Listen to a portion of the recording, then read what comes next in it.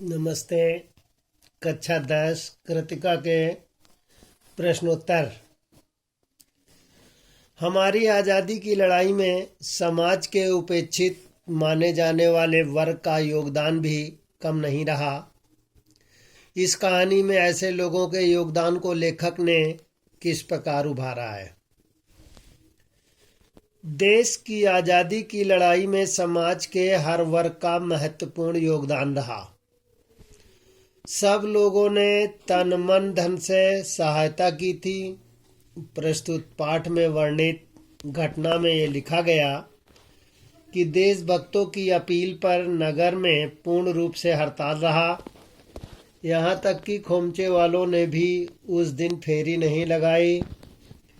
दुलारी ने फेकू सरदार द्वारा दी गई विदेशी मिलों में तैयार की हुई मखमल की डिजाइनदार नई साड़ी का बंडल खिड़की से बाहर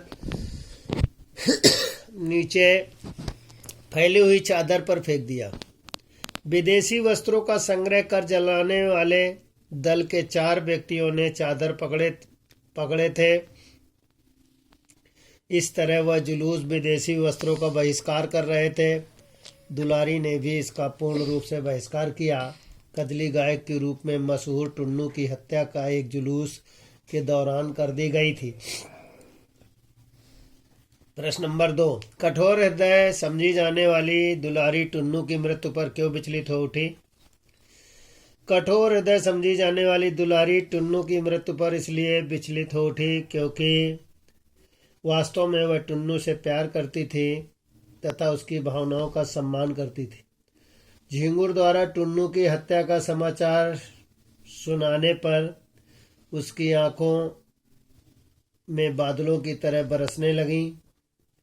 उस समय उसने सबके सामने अपनी भावनाओं को प्रकट किया। दुलारी ने झिंगुर से टुन्नू की हत्या के जाने वाले स्थान के बारे में जानकारी ली। उसकी मृत्यु पर फूट फूट कर रोने लगी।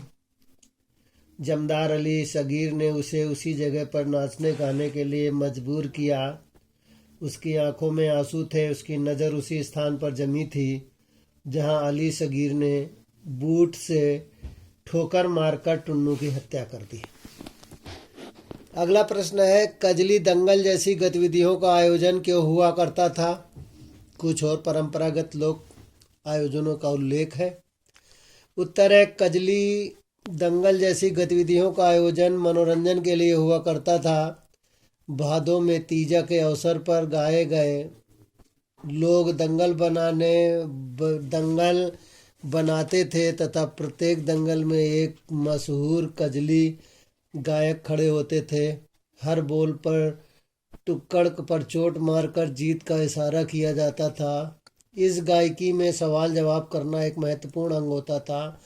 इस तरह के कुछ और परंपरागत लोकगीत का आयोजन होता है। होली के त्यौहार पर ढोल नगाड़े बजाकर फगुआ होली गीत गाया जाता था।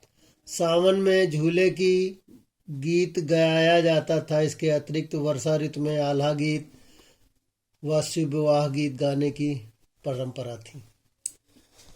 दुलारी विशिष्ट रूप कहे जाने वाले सामाजिक सांस्कृतिक दायरे से बाहर है, फिर भी अति विशिष्ट है।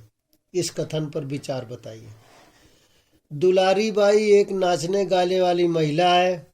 मजबूरी बस वह फेकू सरदार की रक्षिता है, लेकिन वास्तव में वह एक स्वाभिमानी औरत है। उसकी चारित्रिक विशेषताएं निम्नलिखित है। दुलारी एक मशहूर कजली गायिका है। उसे इस गायकी में सवाल जवाब करना बहुत ही अच्छी तरह आता है। उसके समक्ष बड़े बड़े गायक कलाकार गाने से डरते हैं।